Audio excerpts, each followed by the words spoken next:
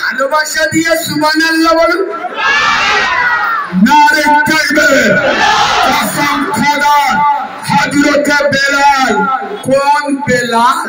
হাবশি দেশে বাড়ি, গায়ের রং কালো, ঠোঁট দুটো মোটা, লেখাপড়া জানে না। একদিন হযরতে ওমর ফারুক রাদিয়াল্লাহু তাআলা আনহুর বাড়িতে এসেছে। কে এসেছে? হযরত। গুরুত্ব দিয়ে হাদিসটা শুনুন। তখন হযরতে ওমর সাধারণ কোন সাহাবা নন, তখন হযরতে ওমর আমিরুল মুমিনিন, খলিফাতুল মুসলিমিন, খলিফাতুর রাসূল, শুধু মদিনার বাদশা নন, 22 লক্ষ বর্গ মাইলের নেতা, অর্ধেকটা পৃথিবী শাসন করছে। কসম খোদার, শুনলে পাগল হয়ে যাবে। হযরতে বেলাল ওমর রাদিয়াল্লাহু আনহু দরজায় পা দিয়ে আসসালামু আলাইকুম। কসম খোদার, ওমরের মতো সাহাবা নিজের চেয়ার কুরসি ছেড়ে দিয়ে শুধু উঠে দাঁড়ায়নি, এক কোণে গিয়ে হাত দুটো বেঁধে ইয়েতিমের মতো, অসহায়ের মতো দাঁড়িয়ে। হায় হায়, নেতা কার বলে দেখেন, 22 লক্ষ বর্গ মাইলের নেতা, অর্ধেকটা পৃথিবী শাসন করছে। আর আমাদের সামান্য পঞ্চায়েতে যদি একটা টিকিট পায়, আল্লাহর কি দেবা, ও মালের আর পা মাটিতে পড়ে না। ভোটের আগে যার জায়গা পাবে সালাম আলাইকুম, সালাম আলাইকুম, সালাম আলাইকুম। আর ভোট হয়ে গেলে বাপও যদি ধাক্কা মারে ও সারা শুনতে পায় না। ঠিক বলছি না? শোনা নাও, হযরতে ওমর অর্ধেকটা পৃথিবীর বাদশা কালো বেলালকে দেখে চেয়ার ছেড়ে উঠে দাঁড়ালেন। কসম খোদা, বেলালের মতো সাহাবা হাত জোড় করে, হে আমিরুল মুমিনিন, খলিফাতুল মুসলিমিন, আমি হাবশি দেশে, আমি কালো বেলাল, গরীব মায়ের বেটা, গোলাম বাপের আওলাদ। হে ওমর, তোমার চেয়ারে বসার ক্ষমতা আমার নাই।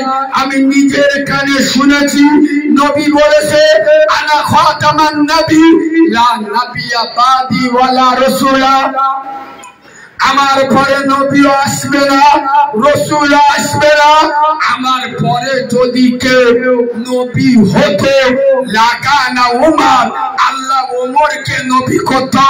হে ওমর, তোমার ভিতরে নবী হওয়ার মতো পাওয়ার আছে, নবী হওয়ার মতো যোগ্যতা আছে। তোমার চেয়ারে আমি বসবো, আমি গরিব মায়ের বেটা, গোলাম বাপের আওলাদ। কসম খোদা, সেদিন ওমরের মতো সাহাবা চোখ দিয়ে টস টস করে পানি ঝরছিল, বেলালকে জড়িয়ে ধরেছিল। হে বেলাল, বেলাল, না এমন করে বলিস না রে বেলাল। হে বেলাল, তুমি তো ছিলে গোলাম, যেদিন থেকে মুস্তাফার গোলাম হয়ে গেছো, আল্লাহ তোমাকে আমাদের ইমাম বানিয়ে দিয়েছেন।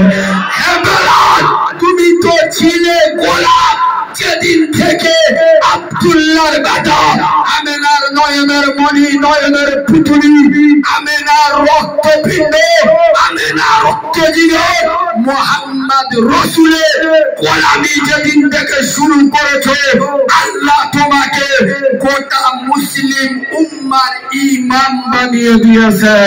হে বেলাল, আমি নিজের চোখে দেখেছি, ফতে মক্কার দিনে যেদিন রাসূলুল্লাহ মক্কা বিজয় করে 10,000 সাহাবা নিয়ে নিজের জন্মভূমি মাতৃভূমিতে ঢুকছিল, কাবার সামনে রাসূলুল্লাহ দাঁড়িয়ে গেলেন। এ সোনার সাহাবারা, এই সেই কাবাকে ছেড়ে আমি রাতের আধারে পালিয়ে গিয়েছিলাম। হে সাহাবারা, আমার বেলাল কোথায়? হযরত বেলাল বলছে, লাব্বাইক ইয়া রাসূলুল্লাহ, হুজুর আমি এখানে। নবী বলছে, বেলাল কাবার ছাদে উঠে আজান দাও। অন্য দিদি খাও, এদিকে দেখেন অন্যান্য সাহাবারা বলছে হুজুর বেলালের সব পুড়ে গেছে, বেলালের গোলা আঞ্জিব বুক সব পুড়িয়ে গেছে, আসাদু আল্লাহ বলতে পারে না। হুজুর অন্য সাহাবাদের বলবো আজান দিতে? কসম খোদার শুনলে পাগল হয়ে যাবে। রায়পুরের মুসলমান সেদিন আল্লাহর নবী আগুনের মতো চলে উঠেছিল আর বলেছিল খবরদার, বদরে মার খাবে তো বেলাল, উহুদে পাথর খাবে তো বেলাল, ইহুদিদের অত্যাচার সহ্য করবে বেলাল, কাফেরদের নির্যাতন সহ্য করবে বেলাল। আর আজকে আল্লাহ আমাদের সুখের দিন দিয়েছে, আমি আব্দুল্লাহর বেটা বেলালকে ভুলে যাবে? এত স্বার্থপর নবী আমি নই রে। আজকে যদি কাবার বাড়ির ছাদে উঠে আজান কেউ দেয়, সে আমার হাফসি দেশে আমার কালো সাহাবা জান্নাতি বেলাল উঠে আজান দেবে। বাবু হাদিসটা শেষ হয়নি, শুনলে পাগল হয়ে যাবে। হযরতে বেলাল কাবার ছাদে উঠতে যাচ্ছে, তখনকার জামানায় যে চটি ছিল উনি চটি দুটো মানে জুতো দুটো খুলে কাবার ছাদে উঠতে যাচ্ছে। নবী বলছে বেলাল কি করছো? বলছে হুজুর কাবার শরীফের ছাদে উঠবো, জুতো দুটো খুলে দিচ্ছি। কসম খোদার নবী বললেন বেলাল খবরদার পায়ের জুতো দিয়ে দাও। আজ বাংলা নয়, ভারতবর্ষ নয়, সারা দুনিয়ার মানুষ দেখেনি মুহাম্মদ সাল্লাল্লাহু প্রেমিকের পায়ের জুতোর পাওয়ার, জুতোর মর্যাদা, জুতোর ইজ্জত কত। হে বেলাল আমি নবী মুহাম্মদ সাল্লাল্লাহু বলছি, কাবার মর্যাদা যত হোক একটা মুমিন মুসলমানের থেকে বেশি নয়। কাবায় আল্লাহ থাকে না, আল্লাহ থাকে মুমিনের অন্তরে। হে বেলাল তুমি পায়ে জুতো দিয়ে কাবার ছাদে উঠে দাও। কসম খোদা এই হাদিসটা বলে আমি আপনাদের বোঝাতে যাচ্ছি, এ বেলালের বাড়ি মক্কায় ছিল না, মদিনায় ছিল না, কিন্তু আব্দুল্লাহর বেটাকে হাবশি দেশ থেকে এসে এমন দিল দিয়েছিল, এমন পিয়ার করেছিল, এমন মোহাব্বত করেছিল, মেরাজের রাতে রাসূলুল্লাহ জান্নাতে ভ্রমণ করছে আর হযরতে বেলাল মদিনা রাস্তাতে হেঁটে যাচ্ছে, রাসূলুল্লাহ জান্নাতে বেলালের পায়ের আওয়াজ পাচ্ছেন। কি প্রেম করেছিল। আর আমাদের যুবকরা এরা আল্লাহ নবীর প্রেম করবে, ছকিনার প্রেমে পাগল। হ্যাঁ না, হ্যাঁ না, ছকিনার পায়েন বলে বিষ খেয়ে মরে গেছে।